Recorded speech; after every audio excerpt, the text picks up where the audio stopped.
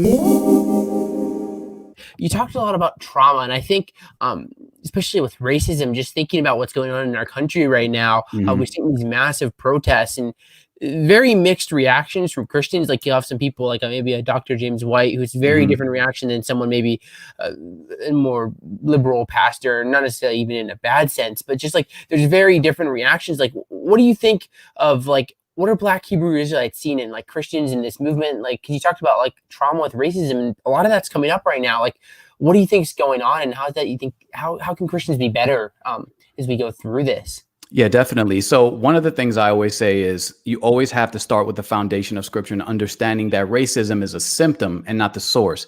It exists.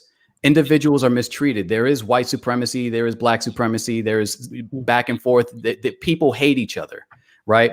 And it just so happens now that, of course, in America, it's predominantly the African American community, the Hispanic community that's being treated with racism. So how do we kind of navigate that? And so one of the things I always say is it always starts with sin. Sin is the main issue. This is where it sprouts from. So of course, as Christians, our job is to definitely speak to the individuals who are hurt by this. Always speak to individuals and not try to cast a big blanket over it and say, oh, well, you're part of the quote unquote woke community, therefore you're just angry. It's not that people are just angry. They have been mistreated. They have been misrepresented and they've been destroyed. But the thing is, you also have to bring it back to this is a symptom of sin.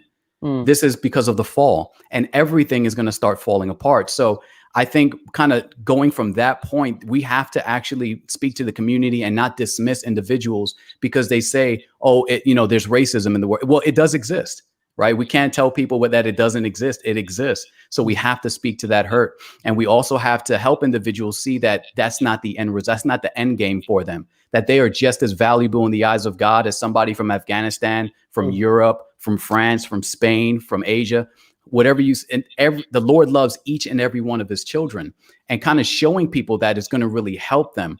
But I think what happens is individuals have taken the liberty to be dismissive of people's feelings and emotions. You know what I mean? And it takes time to understand and to learn, especially if you don't come from the Black or Hispanic community, to really understand where it comes from. And I think it's important that we talk about that. But more than that, I'm not dismissing that, but more than that, we have to lead people to Christ through his word and educate individuals on how God sees them so that they don't get their value from human beings, but rather get their value from God. Once a person feels value from someone, it's kind of like, I feel value from my wife. Therefore, there's nothing another woman can offer me because I have everything I need in my wife as far as the physical and the relationship wise. In the same way, and probably in a more magnified way, if somebody has a relationship with God and they know that they are valued by the creator of the universe, then their value isn't going to be placed in the hands of people. But I think it's also important to speak to the individuals who have been hurt by this and not to dismiss them.